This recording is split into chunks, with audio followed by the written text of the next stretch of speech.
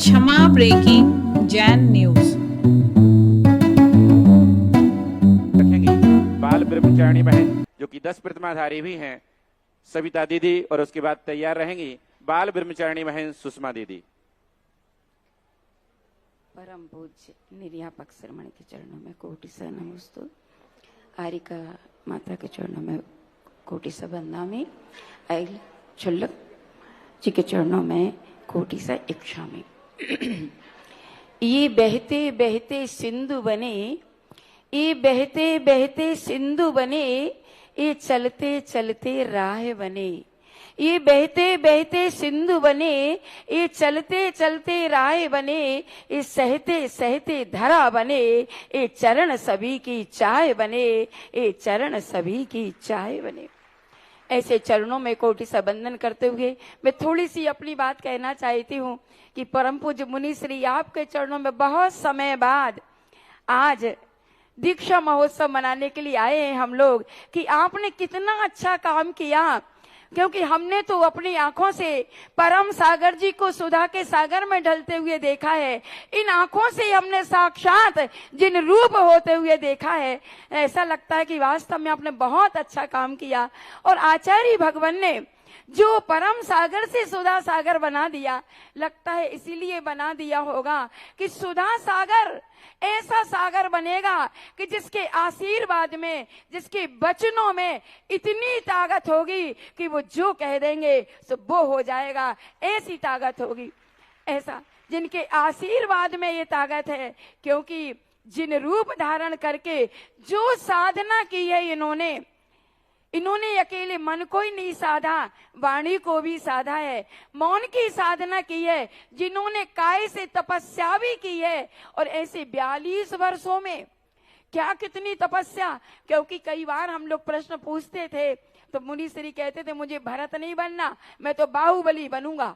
मैंने शुरू से ये जिज्ञा रही उनकी कि मैं तो कठिन तपस्या करके मोक्ष पाऊंगा, मुझे सहज में केवल ज्ञान नहीं चाहिए जी। इनका लक्ष्य शुरू से ये था, कांटों पे चलना जिन्होंने सीखा और कांटों पे चलकर आगे बढ़ते बढ़ते आज 42 वर्ष व्यतीत हो गई है। कहते हैं इन्हें मिला जिन धर्म धरा आकाश झुक गए, इन्हें मिला जिन धर्म धरा आकाश झुक गए, इन्हें मिला जिन रूप तो 100-100 दीप जल गए, इन्हें मिला जिन रूप तो 100-100 दीप जल गए। ऐसे कहते हैं कि जो बचपन में बैरागी हो जाते हैं पूर्व भाव के संस्कार से, भले इस कलिकाल में जन्म लिया लेकिन पूर्व भाव में भावनाएं भाई थी कि मुझे यदि मनुष्य पर्याय मिले तो मैं जिन रूप धारण करूंगा, ये वो संस्कार काम आया है। ऐसे पूर्व भाव के संस्कारों ने आज इतनी ऊंचाइयां दे दी हैं। गुरु ने दीक्षा दी थी, लेकिन गुरु ने अकेली व्रत दीक्षा नहीं दी थी, गुरु स्पर्श दीक्षा भी देते हैं, गुरु दृष्टि दीक्षा भी देते हैं, गुरु सब कुछ अपने शिष्य में उड़ेल देते हैं। ऐसे आचार्य भगवंत ने आज के दिन में कितनी दूर दृष्टि रखी होगी कि मैं आज परम सागर से सुधा सागर नाम दे रहा हूं, तो क्या वजह रही है, सुधा का सागर बना दिया है, अमृत का सागर बना दिया है।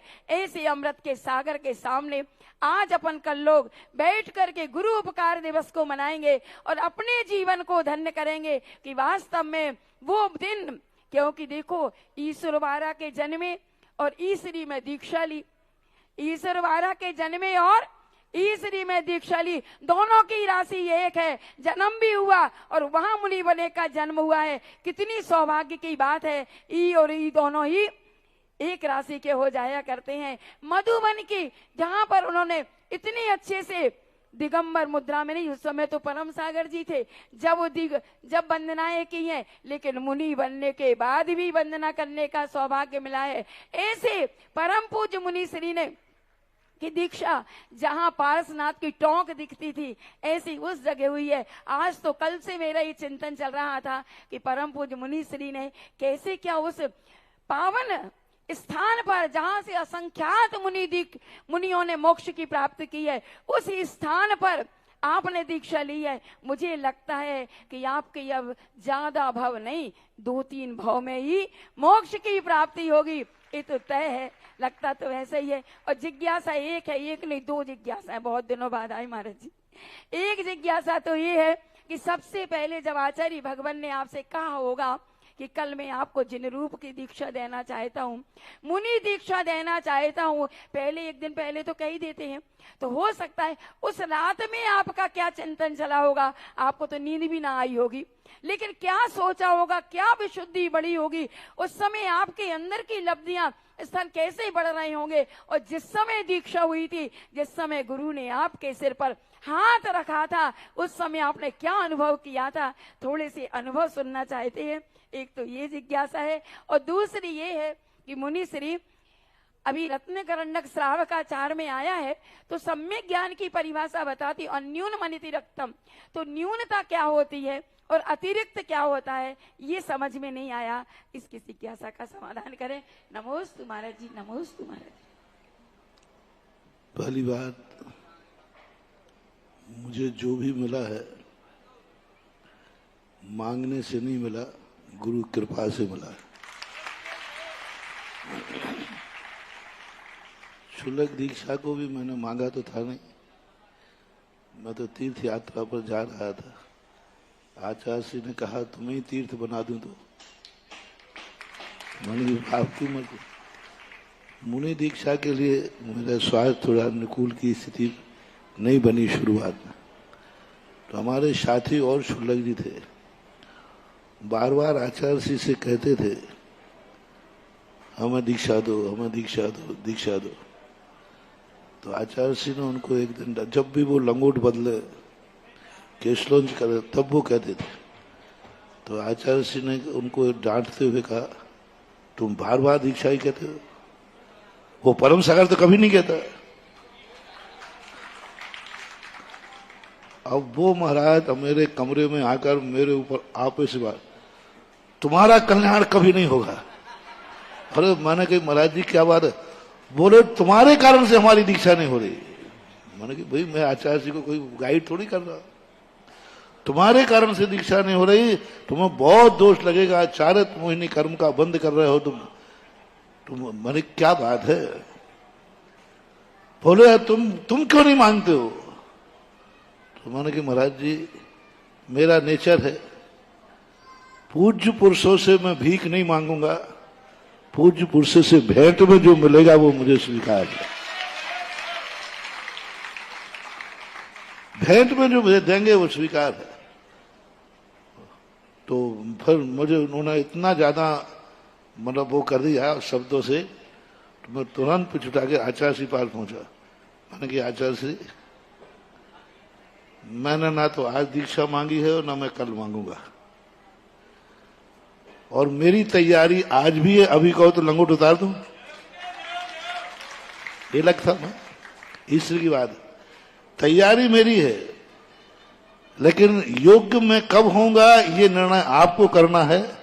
मेरी कॉपी तैयार है, वो मैं कब योग्य बनूंगा ये मैं अपनी दृष्टि से नहीं बनना चाहता हूं, मैं आपकी दृष्टि से बनना चाहता हूं। आपकी दृष्टि में जिस दिन मैं योग्य हो जाऊं मैं तैयार हूं। मैं अपनी दृष्टि से तो सदा योग्य हूं, पहले दिन से योग्य हूं, मेरी दृष्टि से कोई मतलब। मैंने कहा ना एक दिन कि हर विद्यार्थी कॉपी में सत्य ही लिखता है कि गलत लिखता है, क्या मान के लिखता है, सब सही लिखा है, लेकिन गुरु जांचे तब तो पता चलेगा कि सही है कि नहीं। मैंने कहा गुरु जी मैं तो कभी मांगने वाला नहीं, यदि मेरे कारण से न मांगने से इन लोगों की दीक्षा रुकी हुई है तो मेरा बहुत अच्छी तरह विनती है आप इनको दीक्षा दे दीजिए, ये योग्य हो तो। और मेरी योग्यता तो जिस दिन आप समझोगे उसी दिन मैं अपने आप को योग्य मानूंगा। तो आचार्य ने क्या बात है, मैंने कहा ऐसी ऐसी बात। अच्छा वो तुम्हारे पास पहुंच गया क्या। मैंने कहा गुस्से की बात नहीं, मैं तो इसलिए आया कि मैं चारित मोहिनी का कर्म का बंद क्यों करूं। नहीं ऐसी बात कुछ नहीं है, जाओ अपना साधना करो। बस 10 लाख क्षण पर्व खत्म हुआ 1983 में,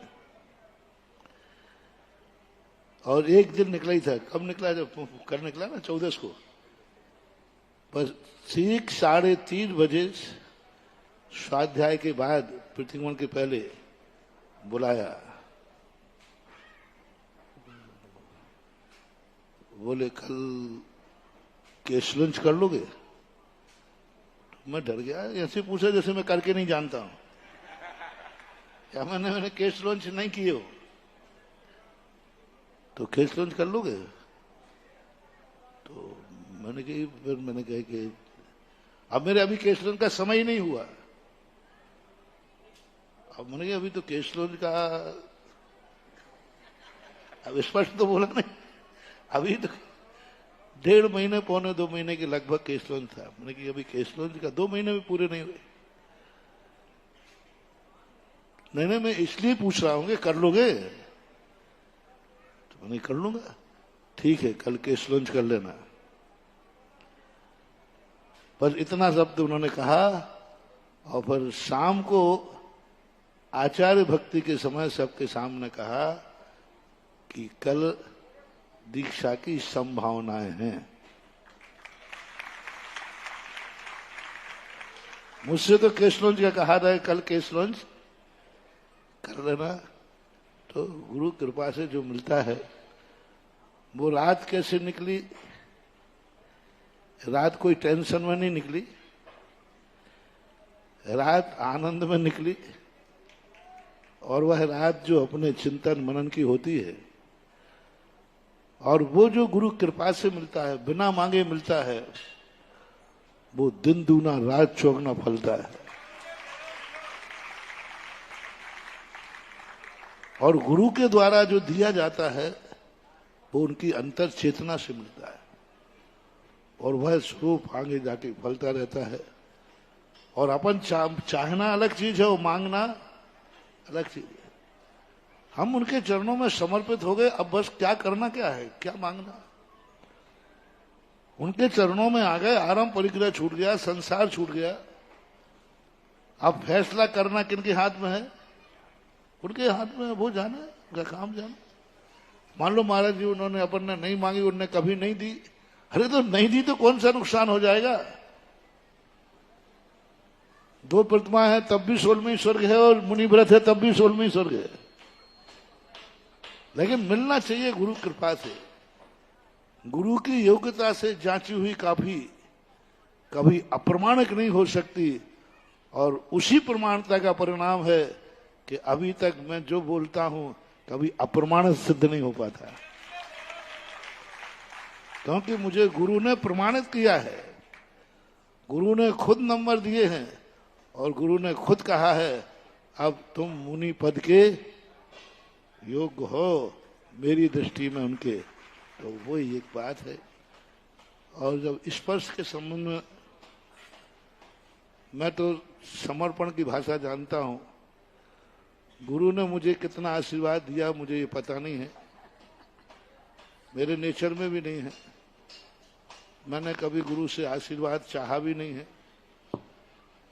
उनने दिया है कि नहीं मुझे पता नहीं है। मेरी तो एक ही चाहत रही है, मैं अपने गुरु को नमोस्तु अच्छी तरह करूं, बस इससे ज्यादा कोई कामना नहीं। उस समय भी मेरा समर्पण भाव था, नमोस्तु का भाव था। उन्होंने स्पर्श करके क्या दिया, मैंने कहा था ना एक दिन कि जब रामटेक में गया तो रामटेक में लोगों ने कहा कि महाराज आचार्य सिंह ने आपको पीछे से 3 बार आशीर्वाद दिया है। मैंने कहा मुझे तो पता नहीं, क्योंकि मेरा उपयोग आशीर्वाद में था ही नहीं, मेरा उपयोग नमोस्तु में था। मैं आशीर्वाद लेने कभी आचार्य के पास गया ही नहीं। मैं जब भी जाता था नमोस्तु करने जाता था। नमोस्तु करना मेरा लक्ष्य था, और जो लक्ष्य मेरा था उसमें कमी नहीं रहना चाहिए। मेरा लक्ष्य आशीर्वाद है ही नहीं।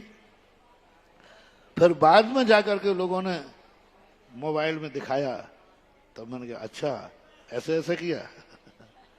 सही यही है, और यही नेचर मैं अपना मानता हूं, और सारे जगत को इसी नेचर में ढलना चाहिए, तो आनंद ही आनंद है। और दूसरी शंका अन्यून और अनतिरिक्तम। अन्यून, न्यून और अतिरिक्त का अर्थ होता है